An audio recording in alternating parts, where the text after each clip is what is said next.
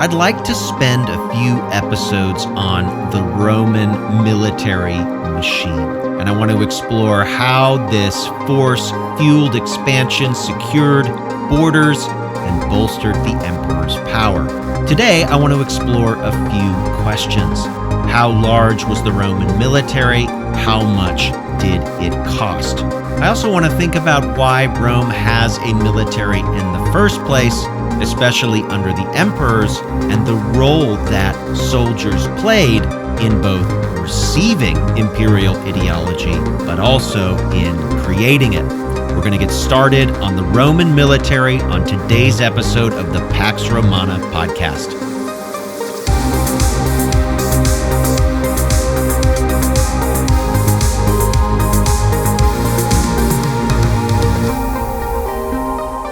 Episode 44, The Roman Military, Part 1.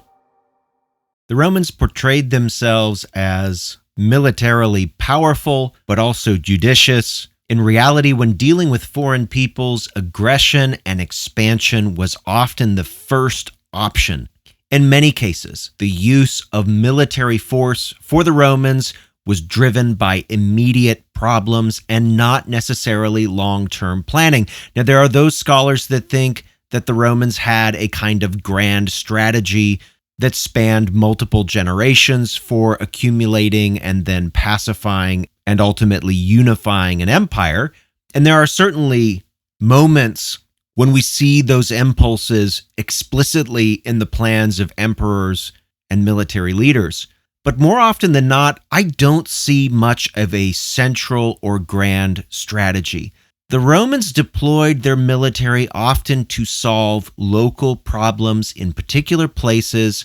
They waged targeted wars to punish rebels or to pacify peoples whom they wanted to control and exploit. And as we've seen so far in this podcast, especially as we've gotten past the midway point of the Pax Romana, the military has pivoted to more of a security role, where soldiers protect the periphery provinces from invasion, rather than being deployed as the vanguard of an expansionary vision for the Roman Empire. It was also the military's role to uphold the power and the reputation of the reigning emperor. Troops and citizens, soldiers and non-soldiers, were indoctrinated in a highly personalized imperial ideology. They swore personal oaths to the emperor. They carried around his image. The coins in their pockets, which came to them in the form of salary payments and bonuses, bore the image of the emperor on them. He was at the very center of military life, even for soldiers that never saw him in person. And for the soldiers, their part in imperial ideology was a participatory one, because the military victories achieved in the name of the emperor were signs of the gods' approval. And so the soldiers were, whether they fully understood it or not, the means by which the gods signaled their approval of the emperor. And so, funnily enough, despite the fact that the emperor was nominally in charge of the Roman Empire, it was, practically speaking, the military and their efforts that gave him legitimacy. And this was not lost on the soldiers, especially military leaders early on. For example, we saw in episode 9, on the death of Rome's first emperor, Augustus, Roman legions committing acts of mutiny and suggesting to at least one man that they might make him emperor instead of the one that Augustus had decided. That happens because the military are aware that they are not simply passive recipients of imperial ideology. They are emperor makers. But with the support of the soldiers, emperors enjoyed a monopoly on military power. Roman emperors were therefore very careful about who they allowed to engage in campaigning, who was placed in charge of armies. It couldn't just be anyone. At the same time, Roman emperors could not simply leave Rome whenever they wanted to go on campaigns themselves, because they risk usurpation back in the city of Rome. So military loyalty was crucial, both to ensure that the legions on the borders of the Roman Empire would stay loyal when the emperor was not there and his generals were, but also that the legions in Rome would stay loyal to the emperor when he decided that he wanted to lead a campaign far away from the capital. Hence the constant inculcation in the personality cult of the emperor among the soldiers. Each emperor handled this problem differently, and we've seen multiple examples, whether like Trajan in episode 29 and 30, who led his soldiers personally in wars of Roman expansion, or emperors like Vespasian, who in episode 23 and episode 25 left his soldiers in Judea to go and take Rome from the weak emperors that were ruling it at the time. But during the Pax Romana, emperors were, for the most part, securely in charge of their soldiers. And so really then the question became how to pay for such a large military. And the Roman military was huge. Probably by the middle of the 2nd century, we're talking perhaps 150 to 200,000 citizen legionaries, men with Roman citizenship serving in the military full-time on a professional basis. These are not conscripts, but paid professional soldiers. They are not working fields. They are not farming. They are not engaged in crafts. They are not engaged in trade, but they're garrisoned in forts or on active duty in some capacity. Now, you might as well double that number because another 150 to 200,000 men were serving as auxiliaries in the Roman military. These are non-citizen soldiers. In many cases, these were conscripts who, by means of treaty or conquest, whether recently or in the distant past, became themselves a kind of permanent part of the Roman military, acting in support of the legionaries. So already we could be around 300 to 400,000 soldiers. And then there were the Praetorian Guardsmen.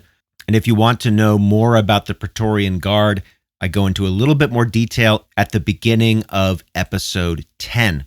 So after this episode, you can check that out. There were about 10,000 of those men, the personal household soldiers of the emperor, his kind of bodyguard. But even after just a few emperors, they were much more than that. Rome also had a navy. We don't know how many soldiers were involved in the navy, but it was tens of thousands, perhaps 20,000 or 30,000 men. We don't really have exact figures, but close to 500,000 men served in some capacity in the Roman military. Now, as I said a moment ago, how on earth do you pay the salaries of so many men? And while we don't have budget figures for the Roman military, historians have made some pretty good guesses, in my opinion, led by an ancient historian who was at Cambridge, Richard Duncan Jones. And you can check out his book. It's a few years old, but it is still very relevant. Money and Government in the Roman Empire, published by Cambridge University Press. Richard Duncan Jones gave a few estimates for how much money went towards the military and he guessed that around 3/4 of all government spending went to the military. This would be not out of step with many other pre-industrial empires like the Ottoman Empire or the military budget of Elizabethan England, for example, with the remaining quarter of the budget going to things like paying for civilian employees, handouts of various kind to citizens in Rome and perhaps other cities, and then building projects, and then just a variety of other kinds of spending that we don't really have neat categories for. And again, these are just estimates. We don't have hard data for it, but the number had to be high, and these numbers seem plausible to me. When Augustus became emperor, and you might remember he is the very first Roman emperor, and so much precedent is set by what he did, Augustus decided to separate out a military treasury to guarantee that there were funds available to pay for so many soldiers. And Augustus discharged half the soldiers, so he didn't even have the same size of military that we would see in the middle of the 2nd century, but even he felt the need to have a guaranteed fund for his soldiers. A soldier during the time of Augustus made a moderate salary. It was not a lot, but it was more than enough to live on, roughly 900 sesterces a year for each citizen legionary. It was paid in 3 installments, denominated in gold, but likely passed out in smaller change, and most soldiers probably did not take all of their money when they were paid. They kept it in an account with the military.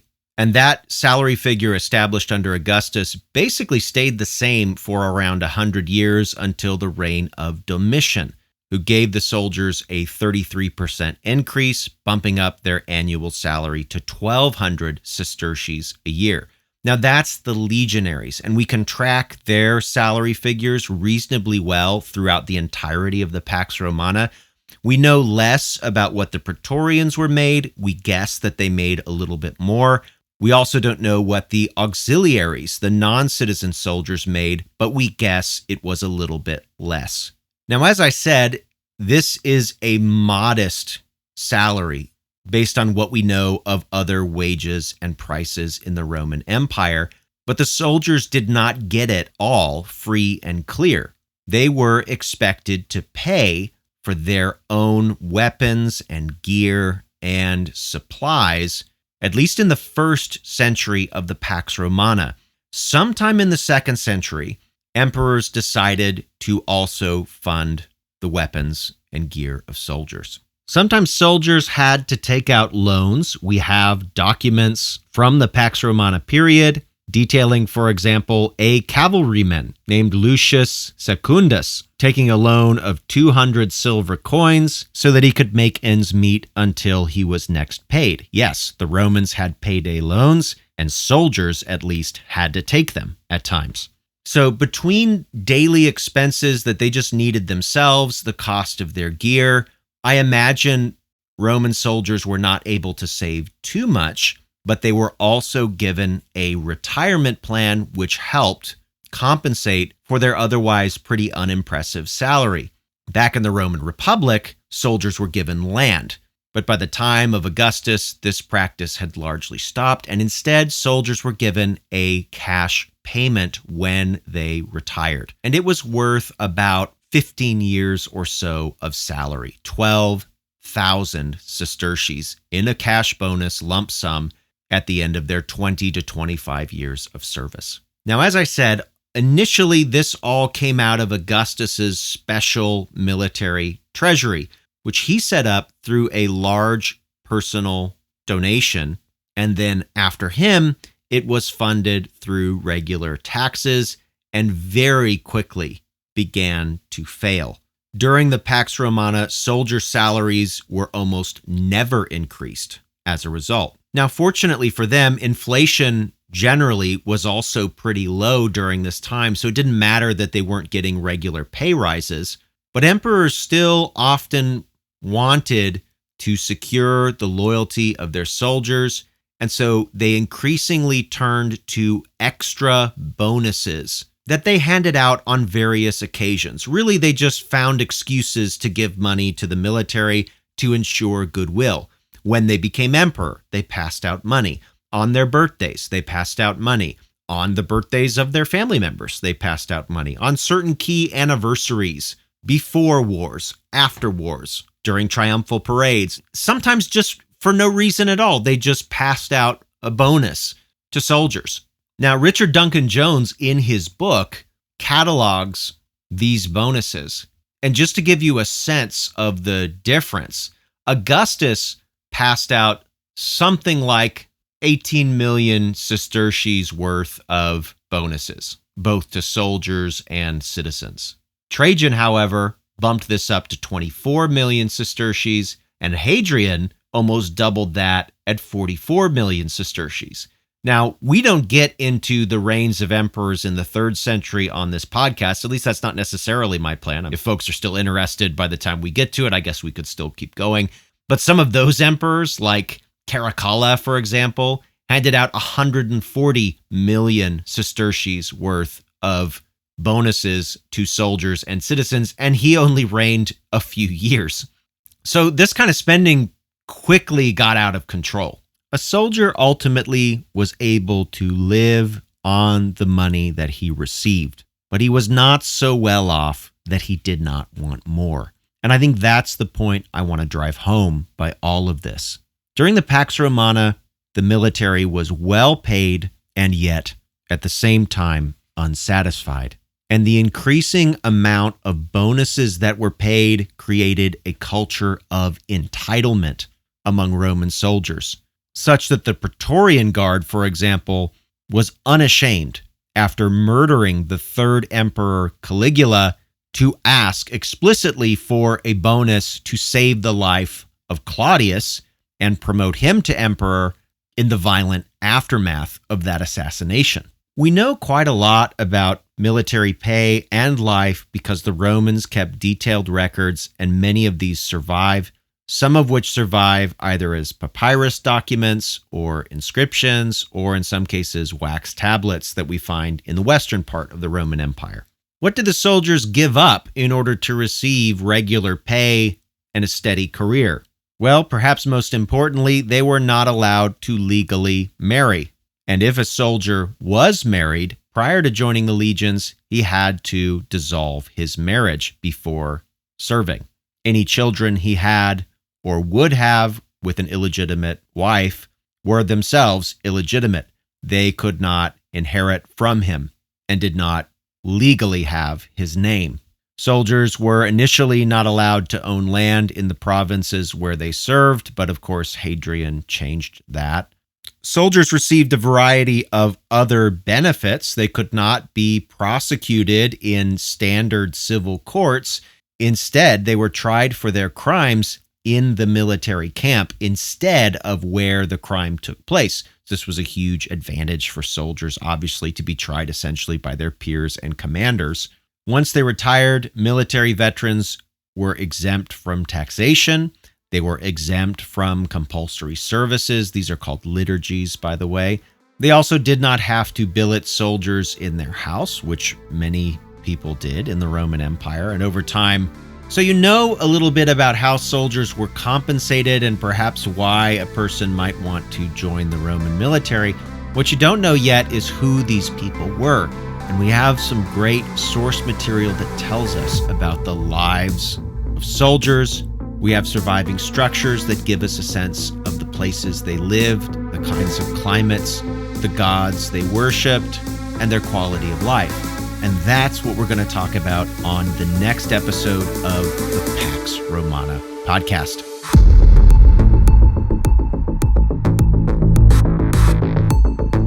Thanks for listening to the Pax Romana podcast. For more information, including a list of primary sources and further reading, check the show notes. Music by Red Productions and Exocor.